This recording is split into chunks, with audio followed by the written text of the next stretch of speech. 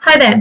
Today we're going to go through task 4, the Crucible essay, a process exemplar, talk you through what the task is, what you need to do, and how you can go about successfully completing the requirements. Initially, you need to obviously start with the task question, which is the Crucible aims to negatively portray the persecution of American communists in the 1950s through its portrayal of the Salem witch trials. From this, you need to choose 2 to 3 narrative elements to help you construct your response. They could be characters, themes, plot, or the language used. So that's the dialogue and stage directions. Obviously, being an essay, you need a clear introduction, 2 body paragraphs that address the above statement, and a conclusion that reinforces your thesis. We're looking for 600 to 800 words. That's excluding quotes.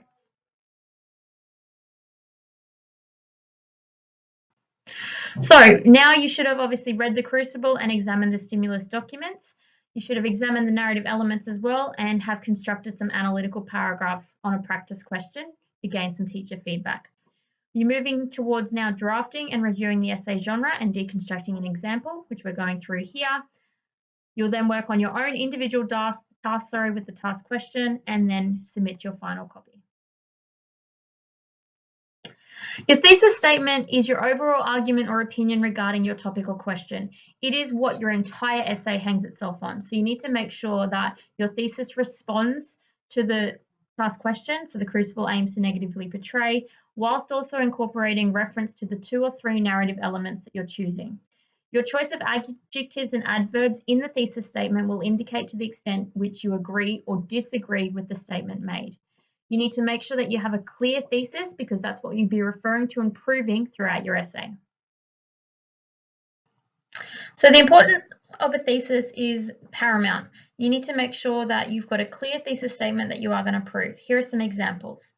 Miller cleverly and strategically uses the narrative elements of theme and character to negatively represent the persecution of American communists during the McCarthy era. Or, through the effective and skillful use of narrative elements such as theme and character, the Crucible negatively portrays the persecution of American communists in the 1950s through its portrayal of the Salem witch trials. A third example could be Miller effectively portrays the era of McCarthyism as negative through the narrative elements of theme and character in the Crucible. As you can see from all 3 examples here, we've got adjectives to describe our point of view in regards to the representation and persecution of American communists during the McCarthy era, which directly responds to the task question. It's important that you've got a combination of both fact and opinion in your thesis statement. For the structure of this essay, it's pretty straightforward. We need an introduction that's approximately 100 words, 2 body paragraphs that are about 200 words each, excluding quotes, and a conclusion, which is approximately 100 words. What we're going to go through now is an excerpt of an essay. We've got here an example of the introduction and 1 body paragraph to show you how the elements work together. So again, that statement that we're responding to is the Crucible aims to negatively portray the persecution of American communists in the 1950s through its portrayal of the Salem witch trials. The narrative elements that we're focusing on are both theme and character.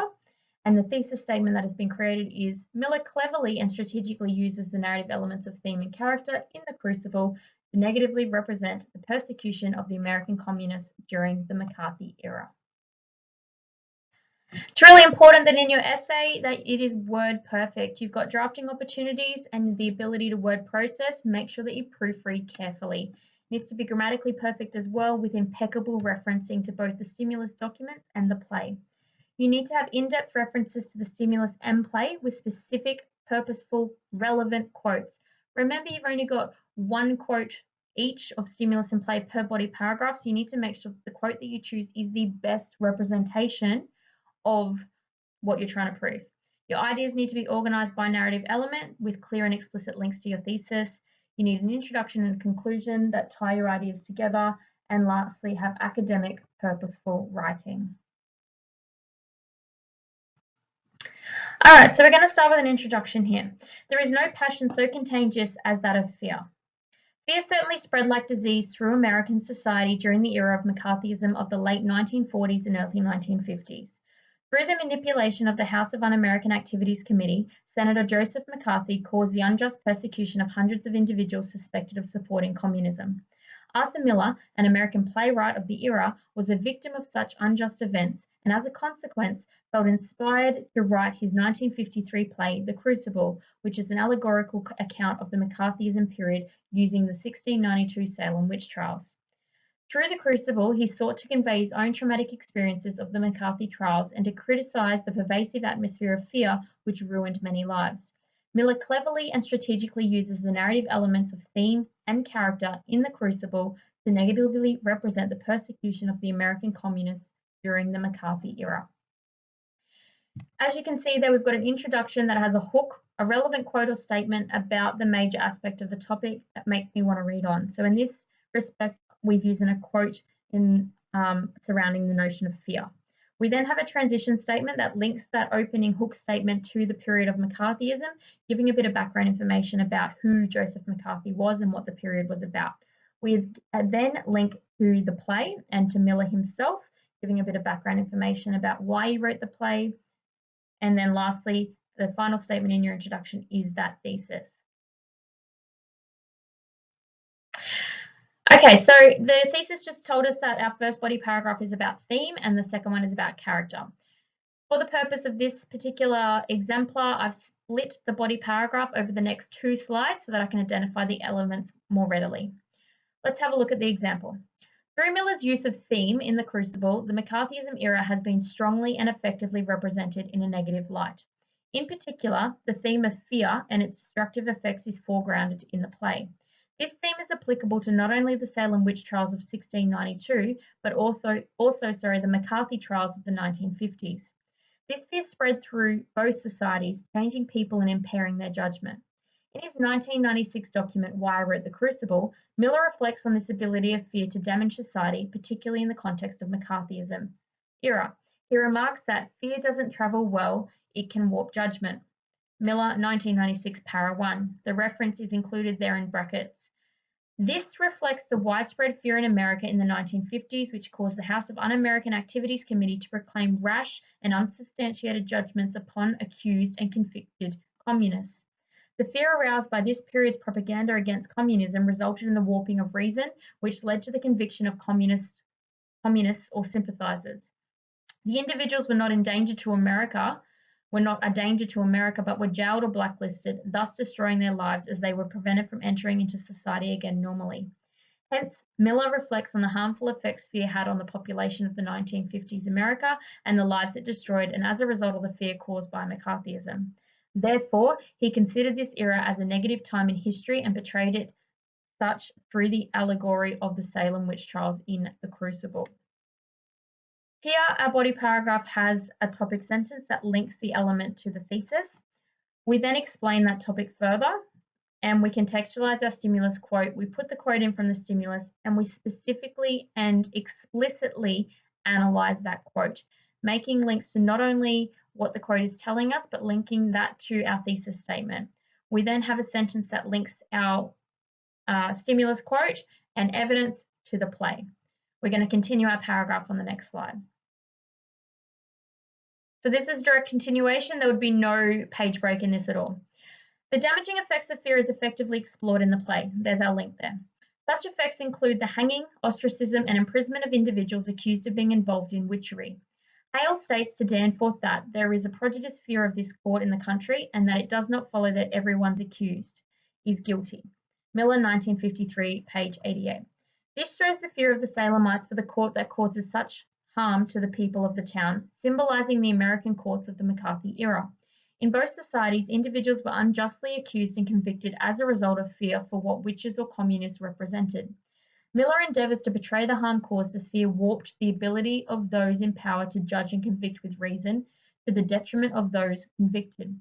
Clearly, through Miller's strategic use of the theme of fear and its destructive effects in Salemite society in The Crucible, he has negatively represented the persecution of American communists in the McCarthyism era, a direct link to our thesis. Just as theme, Miller has also effectively utilized character to negatively portray communist persecution under McCarthy. So as you can see there, as we went through, we've now linked it to our play. So we've contextualized our play quote, we've put a quote in, and we've analyzed that specifically using similar language to that of the stimulus quote. It creates cohesion. We then link to our thesis. So we don't just restate the thesis, we analyze what it's saying and we link back to it, and then we link to our next paragraph. So in this instance, that's the paragraph on character. It's important in your writing that you use connectors to create cohesion as well. So, just as theme is an example here. We also had as a result, consequently, etc. You guys know how to use connectors, so use them strategically to create cohesion in your writing. As we said at the start, we're just giving you an exemplar for one body paragraph. So this is your straight structure that you would have for your second body paragraph there. Again, some reminders about language choices that should exist across your entire piece. You need to have a formal academic tone and write in the third person. Anytime that you mention the play name, The Crucible, it must be written in italics. Quotes must be referenced correctly, surname, year, and then paragraph if it's a stimulus, or page number if it's from the play. And again, as I just mentioned, use connectors to create cohesion. That doesn't mean at the start of every sentence, use them strategically in your paragraphs to create a cohesive piece, and use a connective for a purpose. So if you're, toward a concluding sentence in your paragraph, you're not going to use, a connective in addition. For example, you might use consequently or as a result. Use them purposefully. Again, the conclusion hasn't been written for you. To give you a basic structure, we're looking for your thesis first, which should be encapsulated in your one sentence. You then need to reiterate your arguments, so state how effective Miller was in negatively demonstrating the McCarthyism era in terms of the two chosen narrative elements.